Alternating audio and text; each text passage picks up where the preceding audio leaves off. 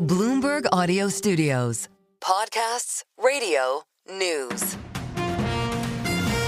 This is the Bloomberg Daybreak, your podcast available every morning on Apple, Spotify, or wherever you listen. It's Monday, the 3rd of February in London. I'm Caroline Hepker. And I'm Stephen Carroll. Coming up today, the US president slaps tariffs on Mexico, Canada and China. Trump reiterates plans to impose tariffs on the EU as the bloc's leadership vows to respond. Plus, could the UK escape the worst of it? Trump says a positive relationship with Starmer means the country may avoid tariffs. Let's start with a roundup of our top stories. Global leaders and markets are reacting to Donald Trump announcing tariffs of 25% on goods from Canada and Mexico and 10% duties on products from China. Speaking to reporters next to Air Force One last night, Trump conceded that US consumers would be affected. We may have short-term a little pain, and people understand that. But long-term, the United States has been ripped off by virtually every country in the world. We have deficits with almost every country. Not every country, but almost. And we're going to change it. It's been unfair. That's why we owe $36 trillion. We have deficits with everybody. We help everybody. We've been helping everybody for years. And to be honest, I don't think they appreciate it. So we're going to change that. We're going to change it fast. Trump says he will have separate calls this morning with Canadian Prime Minister Justin Trudeau as well as the Mexican leadership. The Canadian leader has already pledged 25% retaliatory tariffs on $106 billion worth of US goods. Trudeau says the US president's action now risks job losses and price rises for Americans. If President Trump wants to usher in a new golden age for the United States, the better path is to partner with Canada, not to punish us. Trudeau's comments came as the Canadian dollar sank to its weakest level since 2003 on the news, while the peso fell to its lowest level in almost 3 years. Mexico's President Claudia Sheinbaum says she will set out her response later today and that she hopes a resolution can be found quickly. La soberanía no es negociable. Sovereignty is not negotiable. To this end, yesterday in my statement, I proposed to President Trump that we establish a working group. It is not with the imposition of tariffs that the problems are resolved, but speaking and dialoguing as we did. Mexico's president there speaking through a translator. The tariffs announced by Trump are due to take effect first thing on Tuesday. According to Bloomberg Economics, the new levies and retaliation by trade partners with tariffs at the same level could shave 1.2% off US GDP and add around 0.7% to core PCE, which is the Federal Reserve's favoured inflation gauge.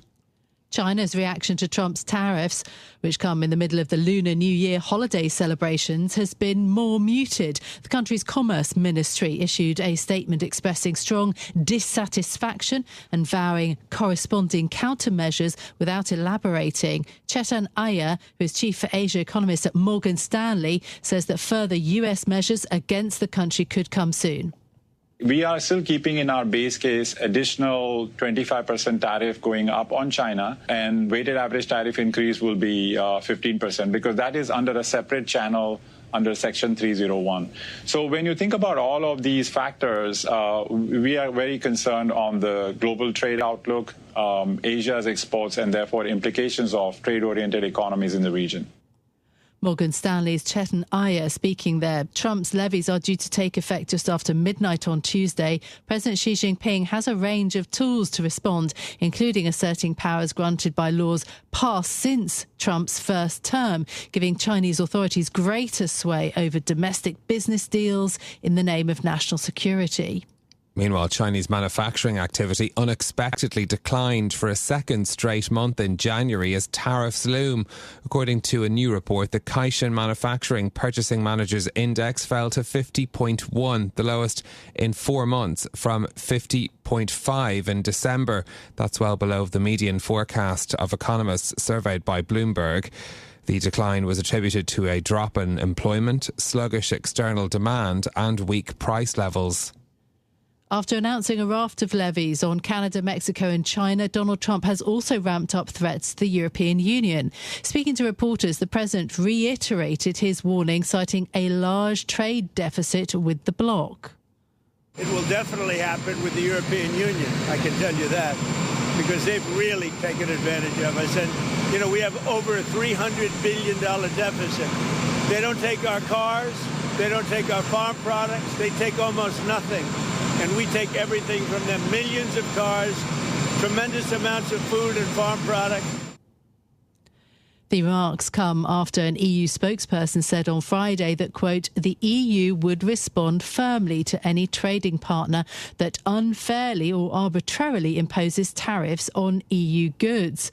President Trump didn't specify a level or a timeline for EU actions. However, according to estimates from Citigroup strategists, tariffs of 10% on European goods would shave between 1% and 2% of earnings per share. The UK seems to be one of the few countries to be spared Trump tariffs for now. Ministers have previously said they don't believe the US will impose tariffs on the UK as it does not have a trade deficit with Britain. But the latest data shows the UK turned its small goods deficit with the US into a surplus in 2023. Here's some of what President Trump had to say.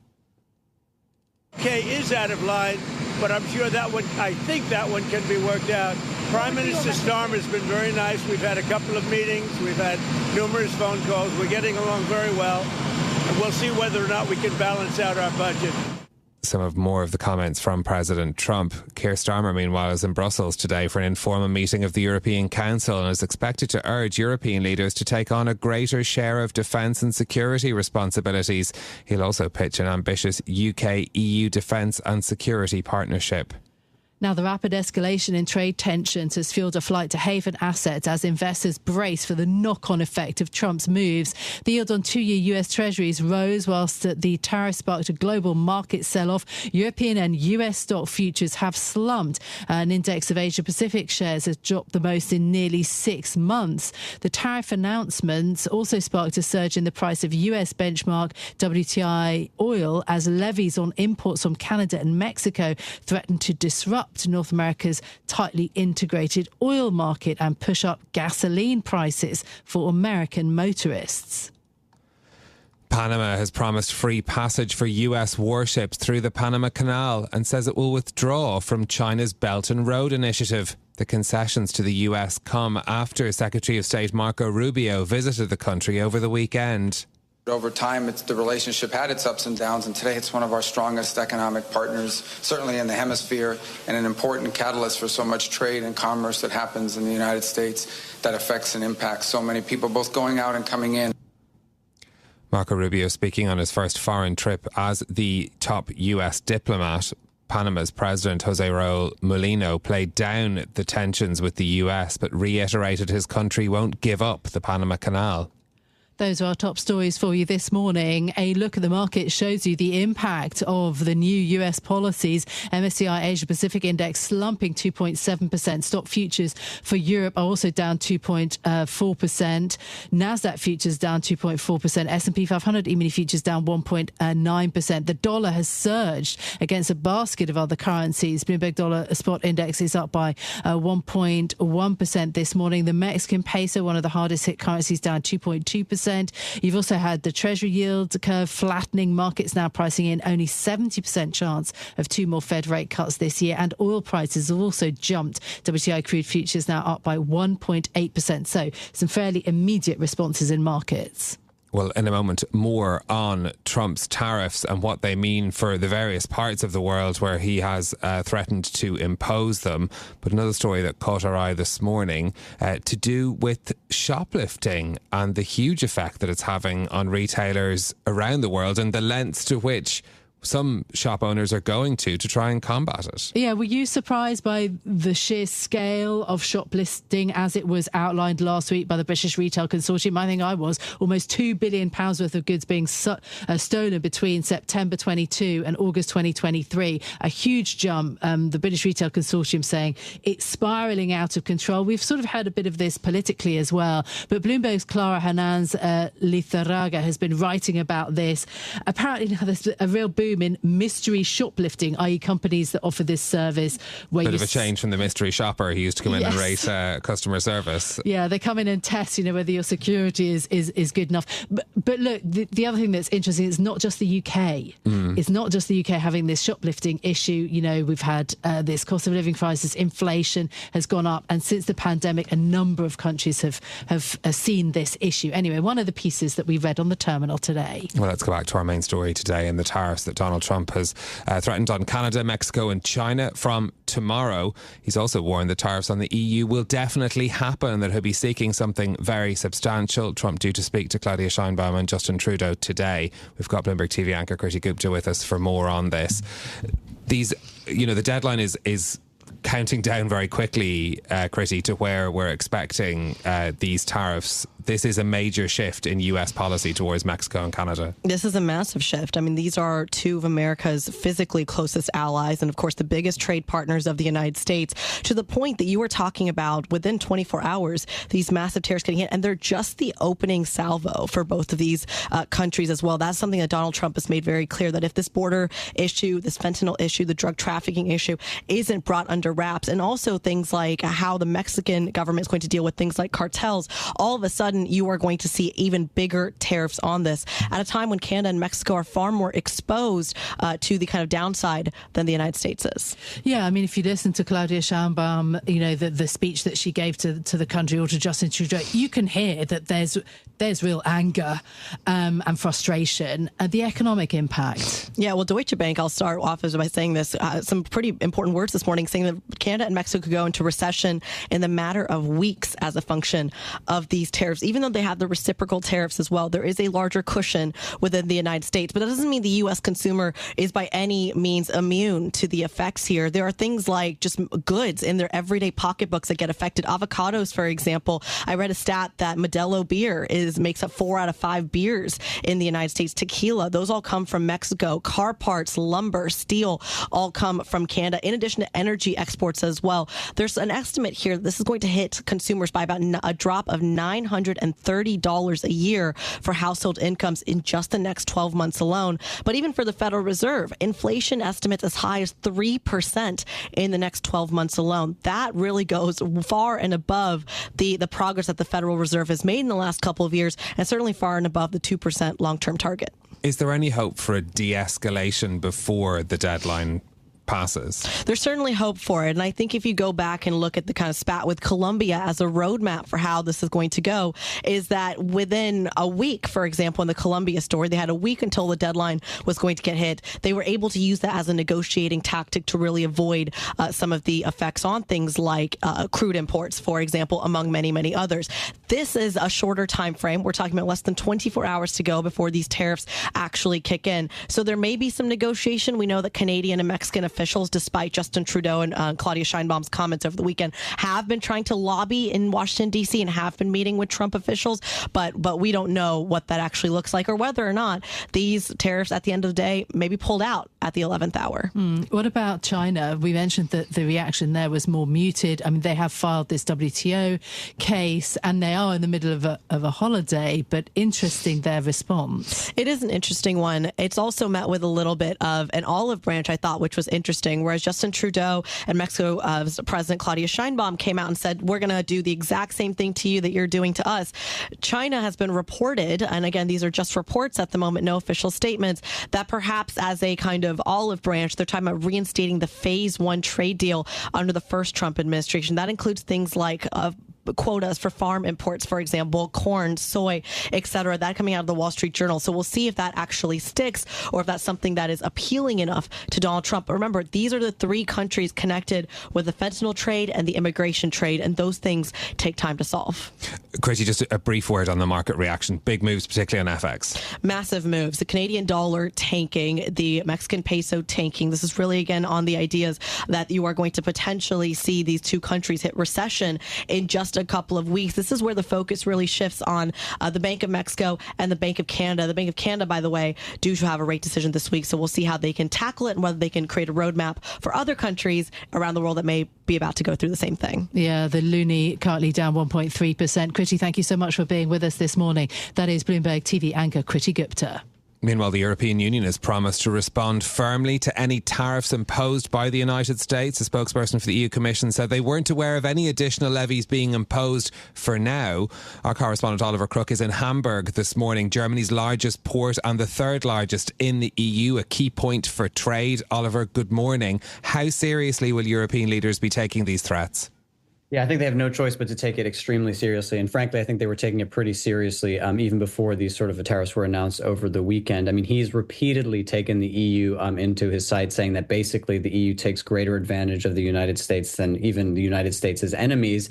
But the problem is that these European leaders, everybody was being very, very diplomatic. No one wanted to talk retaliation. Nobody wanted to say anything negative about Donald Trump. But we know that they've got their list of retaliatory measures if this does come to pass. He was sort of highlighting in the sort of speaking over the weekend that, he's upset that Europe doesn't take American cars, he says, doesn't take farm products. The question for European leaders is going to be, what does Donald Trump need from them in order to avoid those tariffs? Are they willing to do it? What he has indicated in the past is more purchases of fossil fuel imports from the United States. He wants to see NATO spending go up to about 5%. No country in Europe is even close to that except for about Poland, who's about 4.7%.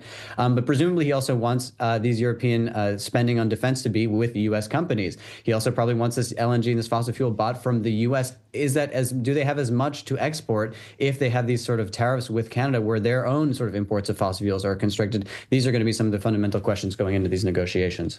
How important is the EU-US trade relationship then? Who loses more if there is a trade war?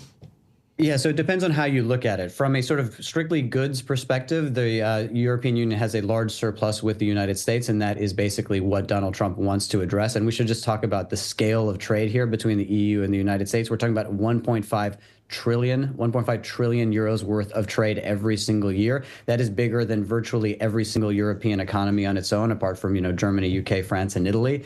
And that they are doing that trade with about a 3% tariff. There is no free trade agreement between these two blocks. So that is basically how those goods are flowing back and forth. I mean, we've had a lot of different estimates of what tariffs could mean for the European economy. I mean, Goldman Sachs a while back said, 10% tariffs could mean basically shaving off 1 percentage point of growth on European GDP. But there's also the other side of the equation. There's also services. It's not just goods. And there, the United States runs a surplus of about 100 billion euros. So again, are these different categories where the EU may be able to exert some pressure? I mean, the one place where the US runs a goods surplus is on energy. And I think that is very unlikely for the Europeans to hit that, because you cannot really try to drive prices higher, particularly with the war going between Ukraine and Russia and all of those imports from Russia being basically canceled. And indeed, we're seeing the movements on oil markets. Just one reflection of the energy story and the importance of the US to that as well. WTI 1.9% higher this morning. Oliver, how might this play into Germany's election campaign? We're less than 3 weeks away from polling day there. And, this is going to be central to the economic future of Germany as well. Completely, Stephen. There is no country that is hurt more in Europe by a trade war with the United States than Germany, hands down. We talk about this budget, the trade surplus of Europe with the United States. More than half of that is due to Germany. Germany has a trade surplus of about 85 billion euros with the United States.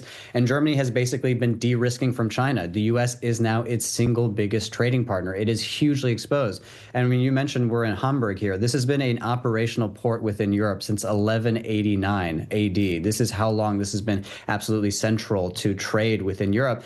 And that has been the great wealth generator. That is what has made the German economy so strong for the last few decades, is basically globalization and an interconnected world. If you start to see tariffs being erected, this could, reduce German exports to the United States by 15%. This is some research that IFO put out. It could hit the automotive sector by more than 30%. Pharmaceuticals, similarly, 35%. And what's really interesting is that for these German companies like Mercedes-Benz, take them, for example, all of their SUVs, even that they sell in Europe, these are built over in the United States. So this is an economy that has been fundamentally designed to basically rely on global trade and low trade barriers. And this is coming at a time when we got GDP last week out from Germany, another contraction last year. If you get tariffs, I can basically guarantee you will have a third year of contraction in the German economy. That would mean 3 years consecutively of contraction. That has never happened since the Berlin Wall fell in 1989. So this is absolutely crucial for this election, which in Germany has only gotten more and more chaotic. And it's hard to see someone coming out as a really strong winner, but they're going to have to deal with this. And this is going to be central to the election campaign.